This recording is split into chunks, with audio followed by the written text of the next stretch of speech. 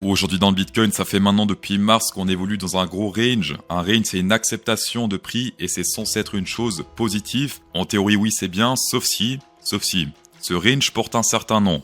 Et là, vous pourrez plus me dire, ouais, CryptoSauce, tu nous as pas prévenu. On verra ça d'ici quelques instants. Et oui, dans le trading, il faut être prêt à tous les scénarios, pas que celui qui nous ferait plaisir. Je vous parlerai également de Ethereum et je vous ferai gagner 50 USDT sur BingX et on va checker tout ça dans cette vidéo. Ouais, en 5 minutes, il y a pas mal d'ordre au sud là pour l'instant. On va directement commencer par ceci, c'est le Wyckoff Distribution Schematic. C'est un range, sauf que c'est un range quand on est haussier c'est bearish et quand on est baissier c'est bullish. Il y a plusieurs critères à respecter pour ce Wyckoff bearish. On commence par le BC, donc c'est un rejet à la baisse. AR c'est le rejet à la hausse. SOV c'est un rejet à la hausse à nouveau.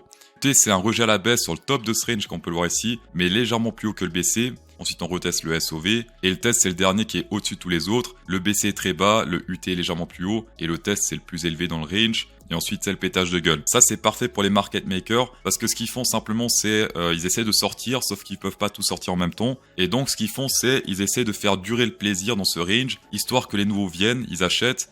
Et pendant que les nouveaux achètent, eh bien, les market makers, ce qu'ils font, c'est ils sortent de leur position avec l'argent des nouveaux. Je rappelle que les patterns, on peut les retourner, on peut les prendre en diagonale, en horizontal, comme on veut, tant que la pattern est respectée. Ici, on peut voir que c'est la même chose, mais un peu en diagonale. D'accord? Ces résistances-là sont en diagonale. Ici, on a le BC, donc le premier top. Le ST légèrement plus bas que le premier top, donc c'est ce truc-là. Le UT légèrement plus haut que le premier top, en diagonale. Et ensuite, on a le test qui est plus haut que tous les précédents. Donc, pour l'instant, on est théoriquement dans cette phase C. D'ailleurs, on peut voir ici que ça fait une sorte de double top un peu, et que ça ressemble un peu pas mal à ce qui se passe actuellement. Il y a juste le bas du range qui est un petit peu bizarre. Il y a le AR ici. Alors, soit c'est ça, mais c'est un peu bizarre à définir. Le SOV, je pense que c'est ce truc-là. J'ai mis le SOV ici. Ensuite, on a ce rebond-là, donc qui ressemble plus ou moins à celui-ci. Et là, clairement, on est dans la phase C. On est encore dans une zone optimale pour trader ça, parce que pour l'instant, on est vraiment sur le top de cette pattern. Donc, CryptoSauce, c'est pas le genre de youtubeur qui va vous prévenir « Ah ouais, on était potentiellement ici dans un week-off », non. Et ce qu'il faut savoir, c'est que historiquement, le Bitcoin aime bien faire des week-offs sur les tops et sur les bottoms. Suffit de voir ici, c'est quoi ce truc dégueulasse, on va virer ça. Voilà. Suffit de voir ici en 2021, ça c'est quoi? C'est un week-off. D'accord, week-off bearish. Et également ici, ça c'est quoi? C'est un week-off mais bullish. Ici, gros dump et ici, gros pump. Et pour les targets, on peut faire la hauteur de ce range x2 minimum. Ici, par exemple, on pourrait prendre la hauteur de ce truc.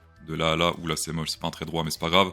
Et on met ça sur le breakout. Et là, pareil, pas besoin d'être un magicien pour voir que la target est atteinte. Et si on fait un truc similaire ici, j'ai l'impression que ce range, il est un peu moins hardcore que les précédents. Mais si on prend la hauteur de ce truc et qu'on le met sur le breakout, on serait sur un potentiellement 48 000 $. Donc c'est la hauteur de ce range x2. Pour les débutants qui regardent cette vidéo, je rappelle que le trading, c'est un truc de proba. C'est pas parce qu'on est sur un week-off qu'on va forcément bien se péter la gueule. Il se peut très bien que la pattern échoue et qu'on pump 10 fois plus à la hausse. Mais là, clairement, vu que c'est pas une pattern de débutant, les week-offs, c'est des trucs un peu avancés, c'est les market makers, les institutionnels qui traitent ça. Et ça ressemble quand même pas mal, selon moi, en tout cas en diagonale. Fait hier, personnellement, c'est un put option, histoire de me protéger si on réintègre ce truc, parce que ça peut arriver. L'option trading, c'est soit de la spéculation, soit également des assurances. Si on shake un petit peu ce range en daily, ce qu'on peut voir, c'est que, on va dire, ignorer tout le bordel à part le rouge. Voilà. Le rouge, c'est les zones où il y a plus d'échanges en cours sur ces zones-là. Et on peut voir que plus le range avance, plus les zones avec beaucoup d'échanges, plus la zone d'intérêt, on va dire, baisse. C'est-à-dire ici, plus on avance, moins les gens sont intéressés par trader haut dans ce range. Donc ça également, ça peut être un petit red flag pour la suite. Et sinon également le OBV, donc c'est les capitaux entrants spot. Ça c'est plutôt intéressant également puisqu'on peut faire un joli support résistance. Et on peut voir que depuis cette zone-là, donc depuis le 26 mars, cette zone rouge fait office de résistance avec pas mal de rejet à la baisse. Et souvent cette zone d'ailleurs, c'est une zone de short puisqu'ici, c'est un très joli short. Ici également, petit short. Ça, c'est un petit bonus sur le OBV. D'ailleurs, on peut voir que la zone jaune, souvent, c'est du long court terme. Ici, par exemple. Ici également, fallait longue. Ici également. Et pour l'instant, on teste pas encore ce niveau jaune. Niveau penny interest, pour l'instant, on teste le top de cette compression. Attention à ça. Souvent, historiquement également, c'est des rejets à la baisse. Ici, par exemple, c'est un rejet à la baisse. Ici également. Ici une fois. Et là, on dirait pour l'instant 2 fois. Donc, attention à ça. Bientôt le breakout ici. J'attends la résolution avec impatience. Je rappelle que sur la chaîne CryptoSauce, mon but, c'est pas de vous vendre du rêve, mais de vous vendre du concret. D'accord? Sinon, vous pouvez aller sur la chaîne de Carl de Moon si vous voulez ou d'autres youtubeurs. Bitcoin is going to 100,000, 300,000, 500,000 in 2 weeks. Également le MRVZ score qu'on voit souvent sur la chaîne CryptoSauce qui nous donne souvent les zones danger, les zones d'achat long terme historiques. La zone ici jaune, rouge, tout ça c'est un peu dangereux. Et souvent c'est ici qu'on se retourne et on peut voir que d'ailleurs historiquement cette zone fait que baisser avec les années. Ici en 2017 on était extrêmement élevé, 4,83. Ensuite, l'ATH 2021 est à 3,97 et pour l'instant on est sur du 2,79, mais on est quand même dans cette zone jaune. Et on peut voir qu'ici par exemple l'ATH de 2021 était pile poil dans cette zone jaune. Le crash 2019 était légèrement sous cette zone jaune. Donc oui, historiquement, on peut créer du bear market simplement en testant le jaune et c'est comme ça. D'ailleurs, le hasard fait que pile poil quand on a testé le jaune ici, eh bien, on a commencé à galérer sur le Bitcoin. Ici, si on prend tous les open interest combinés, on est sur du 34 milliards, ce qui est gigantesque. Et on peut tirer des ranges de support et de résistance qui font de l'effet sur l'action price également. On peut voir qu'ici, par exemple, cette résistance-là, donc le centre du range, a fait de l'effet plutôt bearish sur l'action price. On a pété ce truc à la baisse. Ce support fait effet de résistance dans cette zone-là une fois. Et pour l'instant, on dirait 2 fois. En description, vous pouvez commencer à trader avec des gros avantages à partir d'aujourd'hui puisqu'il y a jusqu'à 20 100 $ qui sont offerts après premier dépôt. Et en plus de ça, vous avez moins de 10% sur les frais à vie, ce qui fait la différence sur le long terme. Un trader long terme qui n'a pas ces 10% de frais fera moins de profit qu'une personne qui a 10% de frais et qui fait exactement les mêmes trades. Sinon, BitGet également pour les Suisses, les Belges et les Canadiens.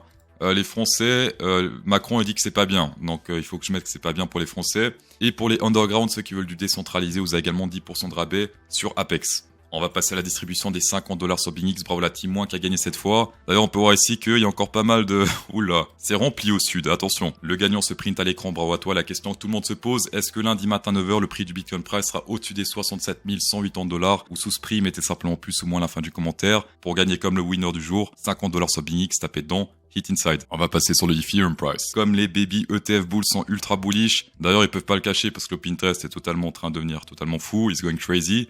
Pour moi c'est plutôt bon pour chercher au sud. D'accord? Et ça fait déjà longtemps que je vous dis, depuis lundi je vous dis attention, ça c'est très intéressant pour les market makers à chercher au sud. On est toujours dans ce browning pattern avec pas mal de retests sur le top, pas mal de retests sur le bottom, rejet également sur le RSI avec pas mal de résultats dans le passé, support dans cette zone là et quand on reteste, 2 rejets pour l'instant la baisse. Plus l'open interest qui continue à monter, c'est-à-dire que là on commence à descendre depuis 2-3 jours et les bulls ne ferment toujours pas leur position. Ce qui signifie que la trappe ne s'est pas encore refermée.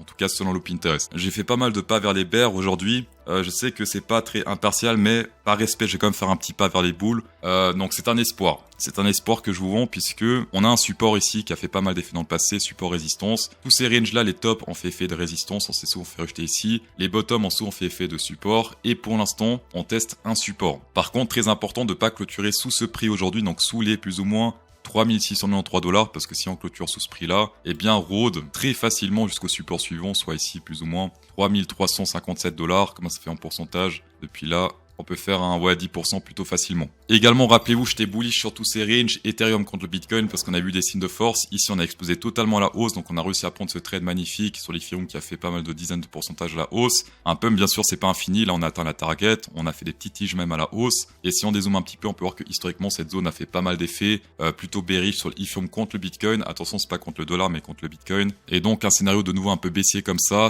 purait pas mal pour le Ethereum, et non seulement pour le Ethereum, mais également pour tous les altcoins, puisque souvent, les altcoins suivent la dominance du Ethereum. Et dernier truc très important sur le dollar index, puisque ça impacte pas mal le prix du Bitcoin et des cryptos, je rappelle que quand le dollar index monte, l'argent sort des cryptos pour rentrer dans le dollar, et inversement. Donc ce qu'on veut nous, c'est, pour les cryptos en tout cas, que le dollar index soit bearish. Et pour l'instant, on peut voir qu'on est dans un range ascendant, on a fait un fake out ici à la baisse avec une clôture, et hop, on réintègre directement par la suite, et ça souvent c'est plutôt bullish pour la suite. Et je rappelle que si c'est bullish pour le dollar index, eh bien en général c'est pas très bullish pour les cryptos. Ça, c'est souvent ignoré par les crypto-traders et c'est fort dommage parce que on peut profiter de ces mouvements du dollar. Et sinon également sur le RSI, gros signe de force avec 1 retest, 2 retests, 3 retests, 4 retests, 5 retests.